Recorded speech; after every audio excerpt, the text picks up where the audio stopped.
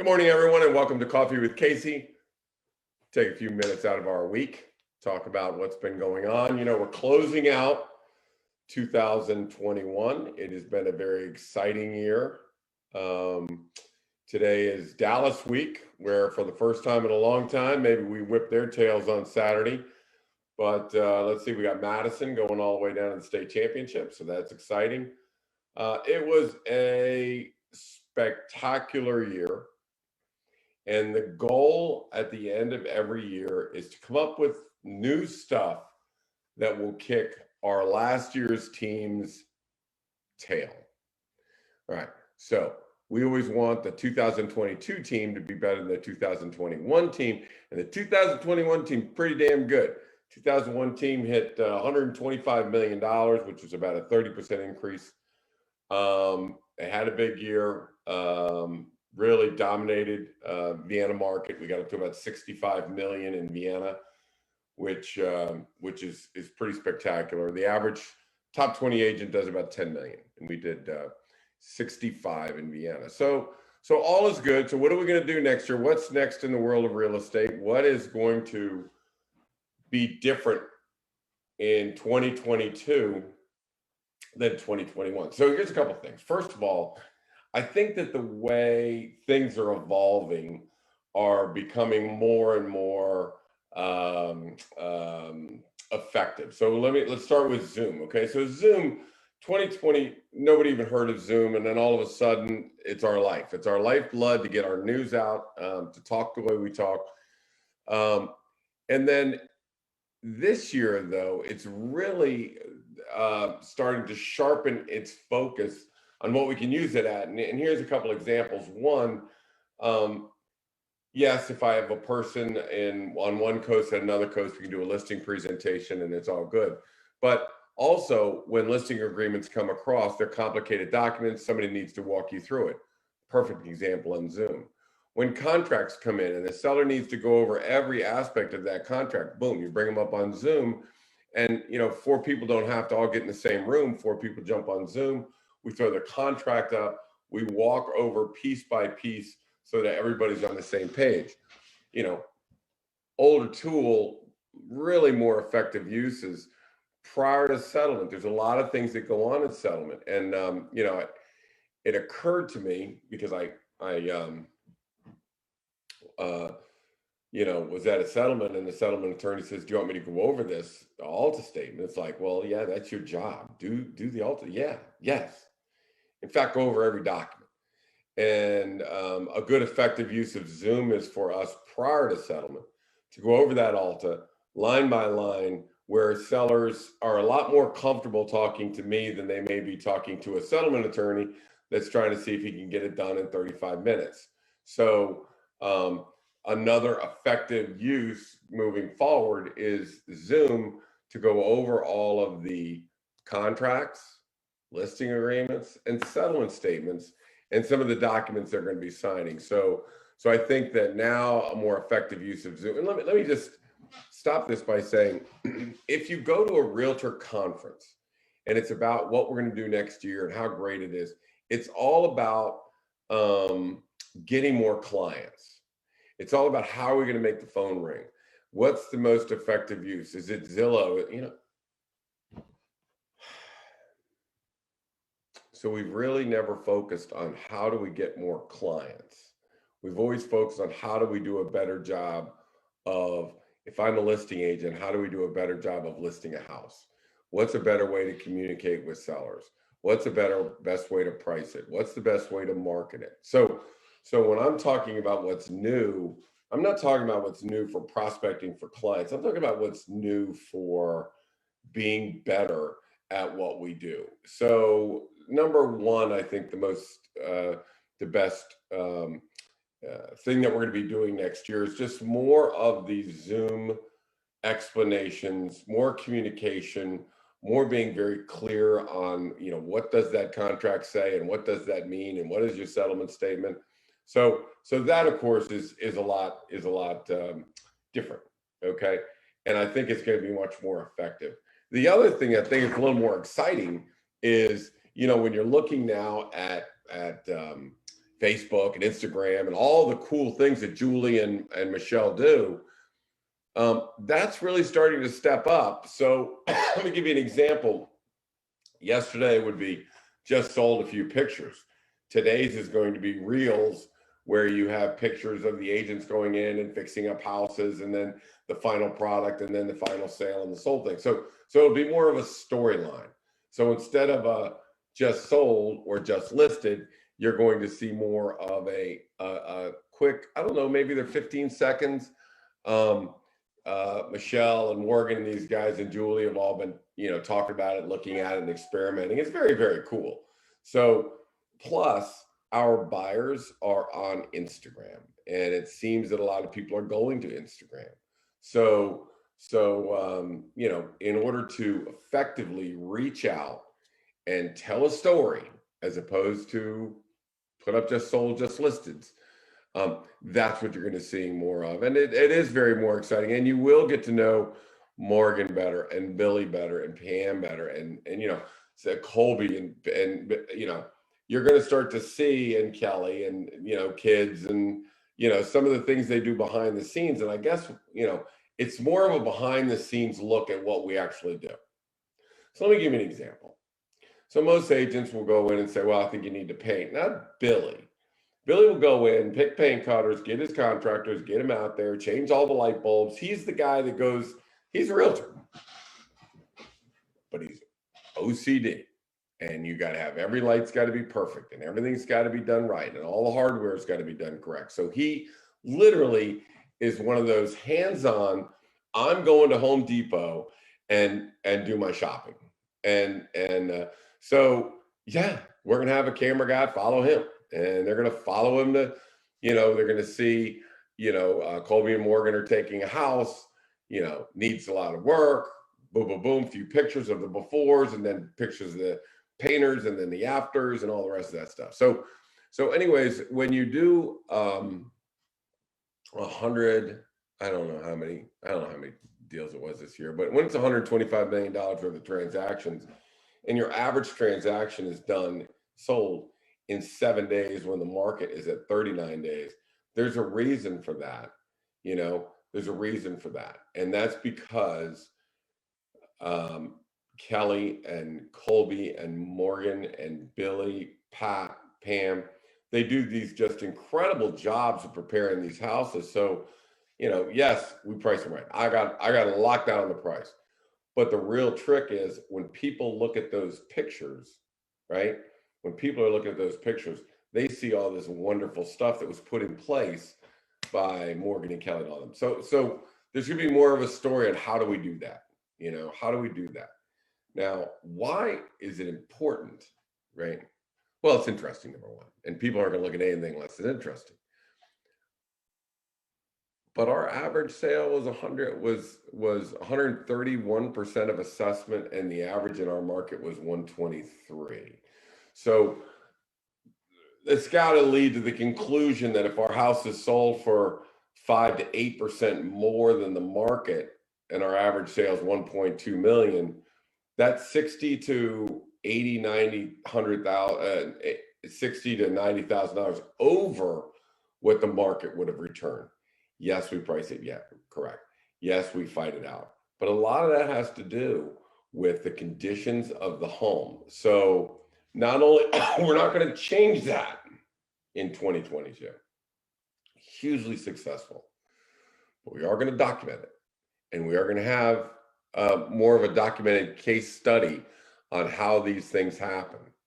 Now, another interesting thing as far as this whole flow goes is we've had cases where it comes on, our contracts come in, and the behind the scenes of the contracts flying in and trying to get 50,000 over the biggest offer, 100,000 over the biggest offer, somebody bidding $150,000 against themselves. That's really exciting stuff, but I don't know how you document it. So we're going to try, but I don't know how you document the contract portion of this, which is extremely exciting. But I think that the before and after pictures, the preparation, the final shots will be stupendous and will be great. So anyways, a little bit more behind the scene, a little bit more personal on getting to know Morgan and Kelly and Pam and Billy and everybody. That is what Michelle and Julie have planned for this year, what Morgan and Pat have been big advocates of, what Billy is talking about. So it should be, that should be exciting. So look for that. Okay, now let's talk about money, because that's the most important thing. And it's going to be more critical because in the beginning of the year, in the first half of 2021, right? Okay, anybody can sell a house, right? Okay, so anybody can sell a house. You can put it on and they bid it up and they go right there. Second half, not so much. Second half, not so much. So as many homes withdrew in the second half that were selling. So there's a ton of withdrawals. That means a ton of people did it wrong. A ton of people put their houses on the market and it didn't sell. Also, people would overprice their house, right? So let me give you an example. So this is what happened in the second half of 2021. Home would go on the market for 1.15 million. It would sell for 1.3 million. The neighbor would put their house on for 1.3 million and it would sit. Why? It just proved you get 1.3 million. It's not what we got, it's how we got it. That's the key. The key is it's not what we got, it's how we got it. So some people put a house on at 1.3 and it just sits and they're like, I don't understand, what the hell? Because the buyer pool was at 1.15. That's what we found during our marketing and predictive analysis. The buyer pool is at 1.15. If you put it on 1.5, they'll bid it up to 1.3, did it 4 times. Same neighborhood, did it 4 times. So when you list your house, the new thing that you're going to hear me preaching, and again, and I don't want to be accused of patting myself on the back, for God's sakes. I'm just trying to tell you guys what works, okay? But if our homes are getting $50,000 to $80,000, $90,000 more, this is the right strategy. The right strategy is don't worry about what they got, worry about what they asked, because that's where the buyer pool is. You cannot underprice a house. So we've had houses go 150, 200, 250,000 over list price. I mean, 200,000 over appraised value, right? So I don't want to hear this, well, they underprice. No, you can't underprice. You price it where the buyer pool is, and then you let the buyer pool push it higher, okay? So that is basically the focus of this coming year, is the same focus as the second half of 2020. So what happened was we switched gears when we knew this was coming or saw it happening. We started focusing more on the buyer pool, not this elevated numbers that we kept seeing come up.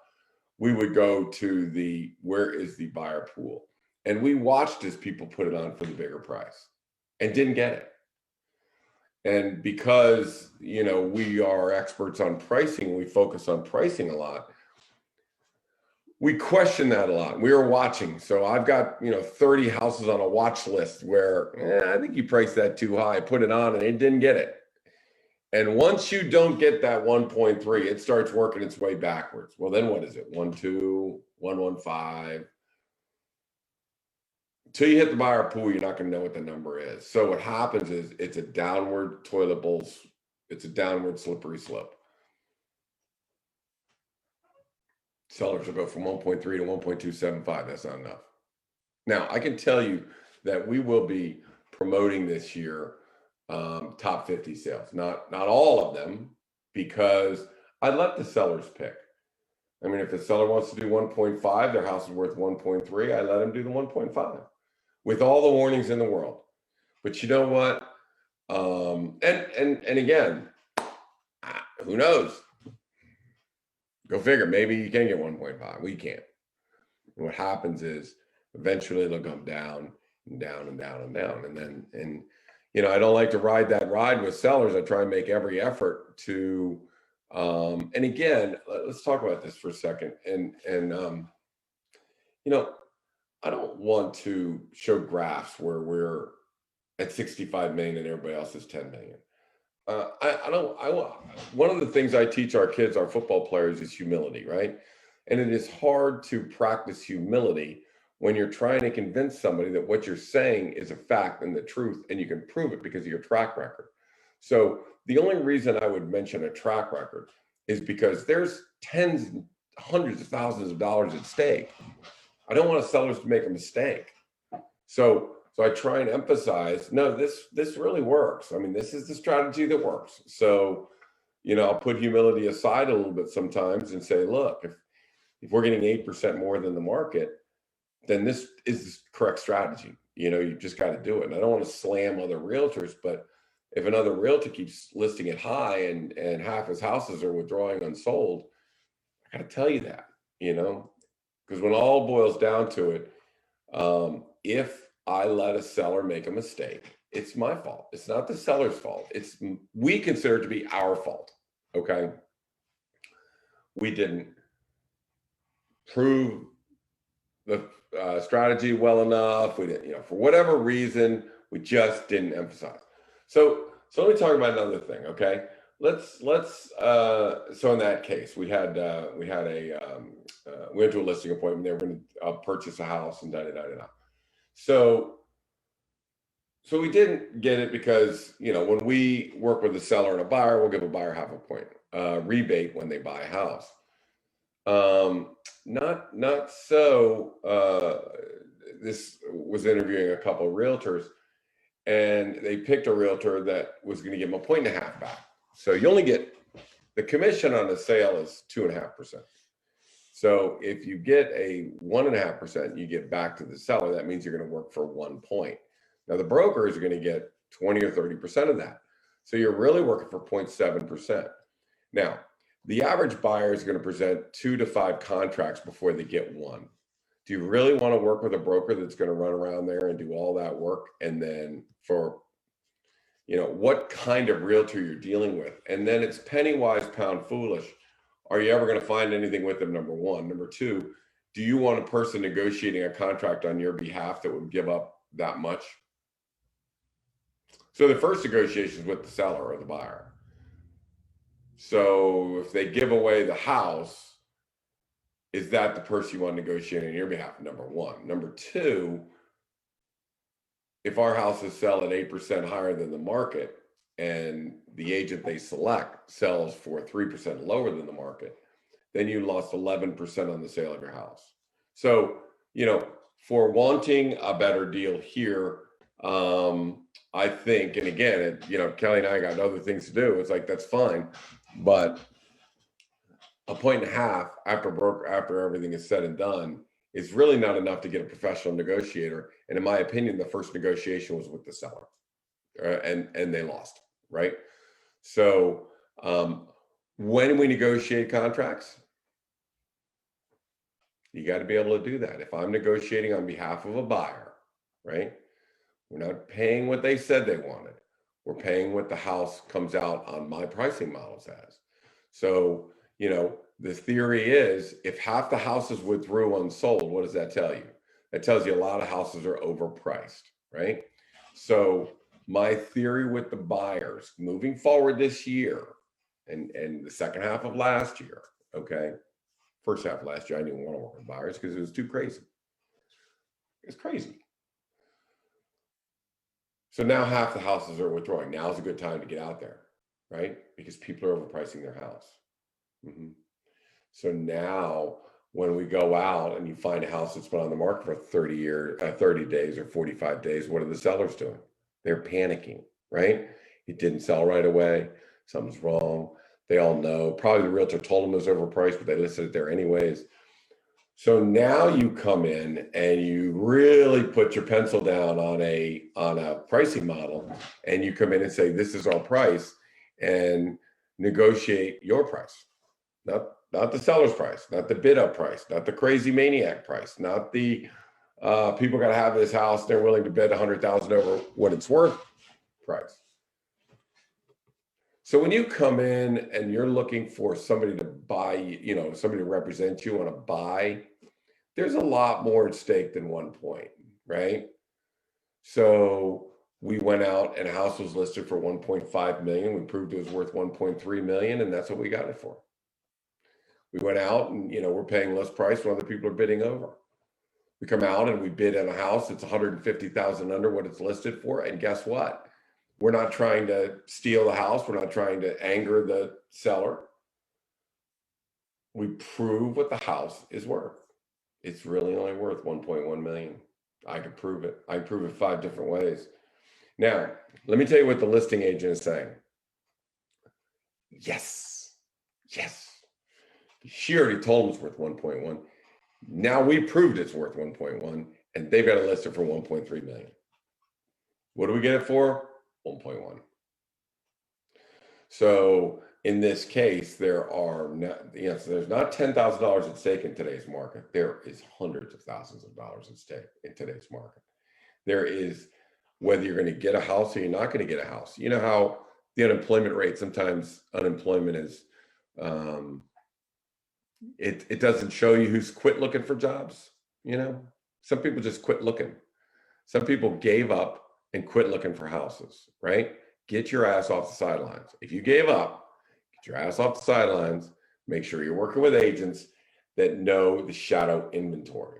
Go after the expireds. Go after the withdrawals. Go after the overpriced. Go after all of that, right? Don't get yourself in a bidding situation. There's plenty of houses out there. You don't have to bid on a house, right? I'd rather pay $150,000 less and get the right house, right? So moving forward into this year, we will be working with more buyers. Why? Because I think it's a great time to buy. Why? Because we're taking advantage of bad agents, bad sellers. It's not because the market's bad. Market's great. We just had 2 houses go on the market this weekend. One was a $2.5 million house, sold right away. The other was, I don't know what it was, Park Crescent. It was $750, sold right away. Everything's selling right away. I don't have any inventory. I don't have any listings. We don't have any listings. We're all sold out. Everything's sold. Sitting there waiting for settlement. So we'll have new listings coming in. But I can tell you that on the selling side, it is still a very hot market, still very much a seller's market. And the only reason why buyers are getting a break is because sellers are making a mistake. I'm going to cut my agents loose on buyers this year. Just cut them loose. Say, hey, man, here's what we're going to do. So what's new? Go find some buyers. Get a lot of these agents that have overpriced houses and sellers that have overpriced houses. Be very thorough on how you prove the value. Well, let me ask you this. If the average house sells 121% of assessed value and you're asking 134, what makes you think it's worth 14% more than the rest of the market? I mean, that's the simple math.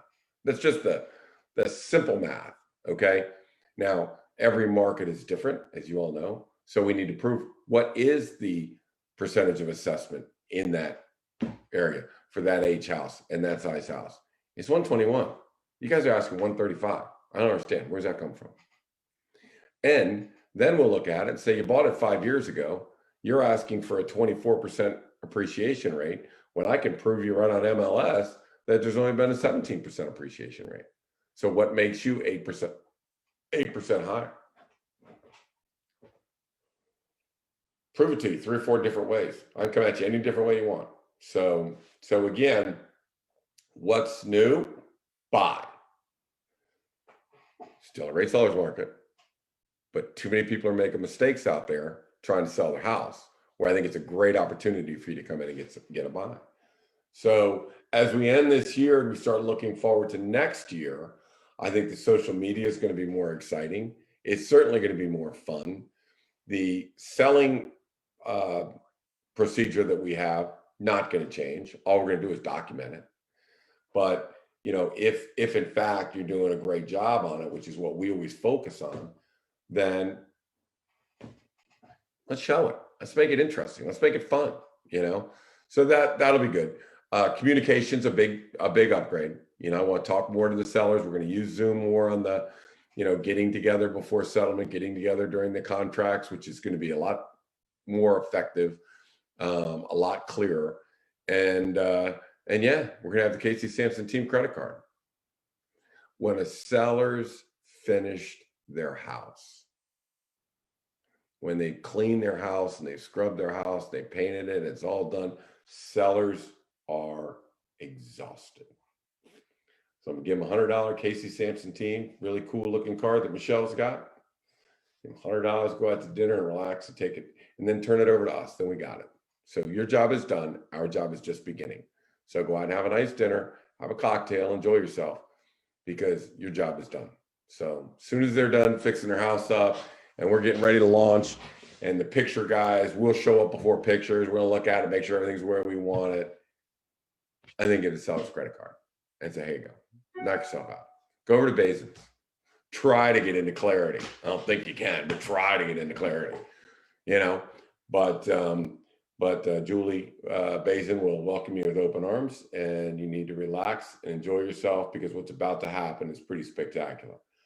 I mean, it's pretty spectacular. I know that selling your house is very anxious. You don't do it more than, once every 10 years or 15, 20 years. And we had a seller that I believe is going to settlement tomorrow. It's going to settlement tomorrow.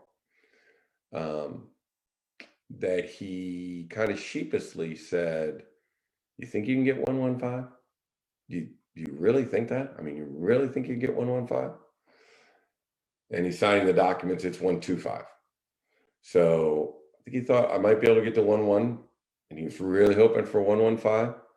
So here you have somebody that's walking away with another $100,000 to $150,000. That's a big deal. I mean, that changes people. That changes what you can do. You kind of look back on it and say, you know how long it would take you to save $150,000 from your job and paying your mortgage and your cars and your kids and your food and all that stuff? You know how long it take you to save $150,000?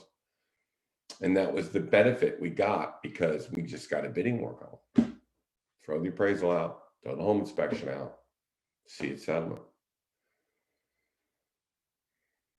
And I'm going to tell you, that's a reward. That is a reward, because they did exactly what we asked them to do. They painted exactly what we asked them to paint. Yes, it was a pain in the ass, and he didn't want to do it, but he did switch out the hardware. He got it just the way we wanted it. It looked great. He priced it exactly where I asked him to price it. Just where I asked him to price it. He did everything we asked, and he is rewarded for it. They are rewarded for it. He and his wife are rewarded for that. So, I don't care who you choose as a realtor in 2022, but you need to trust them. So, you do three things. You need to know them, you need to trust them, you need to like them. It's going to be a tough road. So you got to be with somebody you trust and that you like. But put your trust in a professional, let them handle it, and you walk out with 150,000 more than you thought you were going to. They are. A lot of people are. And sometimes it's 200. So I wish everybody luck in 2022. We are not going to do it next week. Next week is Christmas. I will launch the 2022 show between Christmas and New Year's. So we will do that on the end of February. So we'll be back with that. But I will just say this, in 2022, it's a good time to buy, take advantage of people's mistakes, and it's still a heck of a time to sell. But if you are, don't be penny wise, pound foolish. Be smart about it. As I always said, pigs get fed, hogs get slaughtered. Last year was no exception to that rule. If you got too greedy and you started to become a hog, you got slaughtered. So, it's our job to make sure we get fed, not get slaughtered. Well, thank you very much for a great year. It has been a spectacular 2021. That's a little peek today at what's new on our team, what's going to be, how is the 2022 team going to knock the teeth out of the 2021 team. As a football coach, we're always trying to beat our last year's team. So my name is Casey Samson. You can reach me at casey@caseysamson.com or 703-508-2535. If you're going to sell your house, remember, you need to know where the buyer pool is, not what the final price is going to be. folks in the buyer pool. See you again on whatever the last Thursday is in December. Bye, guys.